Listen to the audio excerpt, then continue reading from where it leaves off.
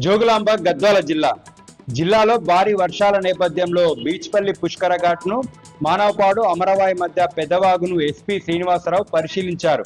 గత కొన్ని రోజులుగా జిల్లాలో భారీ వర్షాలు కురుస్తున్న నేపథ్యంలో వాగులు వంకలు ఉధృతంగా ప్రవహిస్తుండటంతో క్షేత్రస్థాయిలో తీసుకుంటున్న చర్యలను ఎస్పీ స్వయంగా పరిశీలించారు.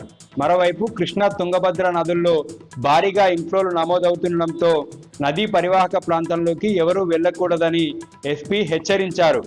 వర్షాల నేపథ్యంలో వాగులు దాటేటటువంటి ప్రయత్నం ఎవరూ చేయకూడదని, ఏదైనా సహాయం కావాలంటే సంబంధిత పోలీసు అధికారులకు సమాచారం ఇవ్వాలని ఎస్పీ ప్రజలకు సూచించారు.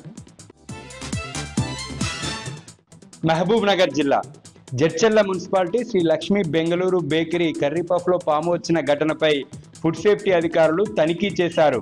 పాము వచ్చిన కర్రీ పఫ్ను పరిశీలించి ల్యాబ్కి పంపించారు. బేకరీ నిర్వహణకు లైసెన్స్ లేనట్లు అధికారులు గుర్తించారు. బేకరీలో అపరిశుభ్ర వాతావరణంలో కాలం చెల్లిన పౌడర్లు, రసాయనాలతో బన్లు, కేక్లు, పఫ్లు తయారు చేస్తున్నట్లు ఫుడ్ సేఫ్టీ అధికారులు గుర్తించారు. ఘటనపై నోటీసులు జారీ చేశామని, ల్యాబ్ రిపోర్టు వచ్చేంత వరకు కూడా బేకరీని మూసేయాలని ఫుడ్ సేఫ్టీ అధికారి నీలిమ ఆదేశించారు.